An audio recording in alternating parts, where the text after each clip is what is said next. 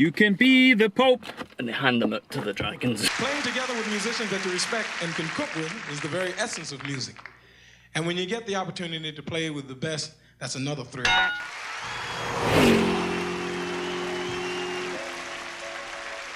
Cyberpunk 2020. It's not called Cyberpunk 2077. It's going to boot in 2020. Is it Cyberpunk 2020 and it's going to boot? Can it be fucking Cyberpunk 2020 and it's going to boot in 2077? Sure. Guys, what's Rab talking about? I don't know what a fucking clue. Is it? It must be Cyberpunk 2077 and it's out. You know what I mean? This camera's moving a bit. That's alright. They can deal with that. Fuck's sake. Your heads are moving a bit. That fucking old. The reviewers are like, the camera's moving about. He says they're like fucking, they're that old. The audience, they're like fucking Catherine Hepburn and fucking. I don't know who that is. Catherine Hepburn on Golden Pond. Listen to me, mister. You're my knight in shining armor. With Henry Fonda. Take him back to Henry. Anyway, Cyberpunk 20. These are the kind of gags you can't make on YouTube. Nobody fucking knows. Dystopia. What is he talking about Catherine Hepburn? Shut that cunt down. He's cancelled. There's a wee bit of Cyberpunk 2077 where, in this gameplay video, where they walk out into the open world, into the new, and here's the city. And it all, it opens up to the city, but basically just looks like the fucking bit at the start of a Nomad Soul.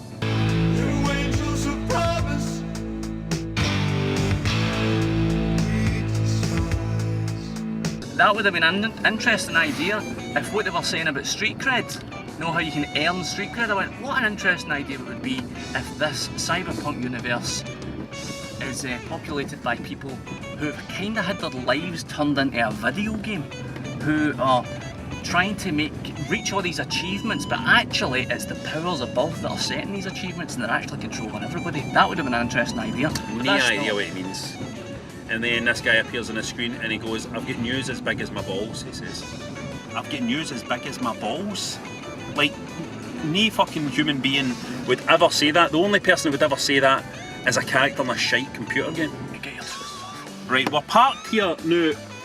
We're parked here because we're going to move on now. We've covered Cyberpunk 2077. We need to move on now to another topic. So get your calls coming in.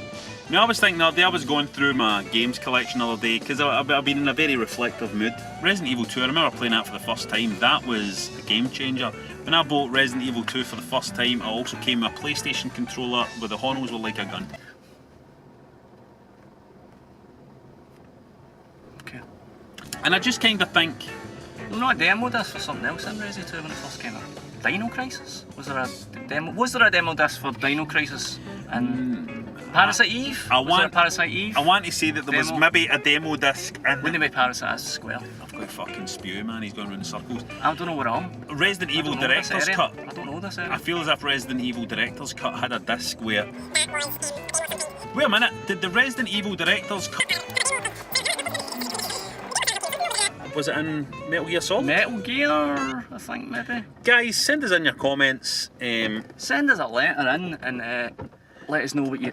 Ryan's just stalled. Sorry. Ryan's just stalled. Speaking of stalling, why is it in games like Grand Theft Auto and all that, right, if they talk about how fucking realistic they are, how come you can't stall your motor in it?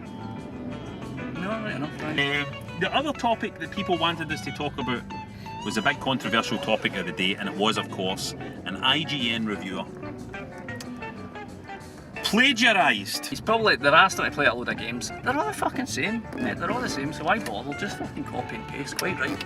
Quite right, actually. Fucking Brexit means Brexit, as far as I'm concerned. Although, if you look into the Jolson story a wee bit, you can see, great film by the way, Larry Parks. Can we show a wee clip of the Jolson story? Though April showers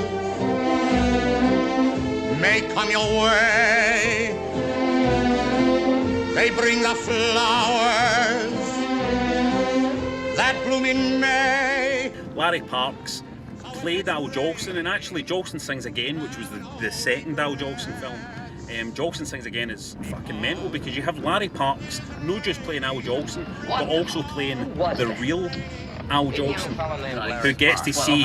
No, it's Larry Parks plays Al Jolson meeting Larry Parks. as Larry Parks. The actor Larry Parks plays Larry Parks and he plays Al Jolson, but he plays himself meeting his fucking self in the second film.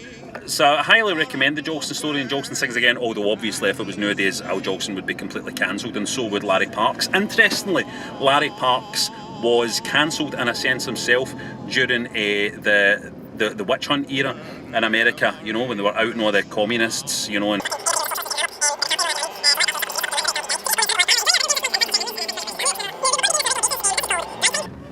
Consolevania Drivetime. This is where we'll be covering the hot takes. You can put it on when you're driving back from your Mums.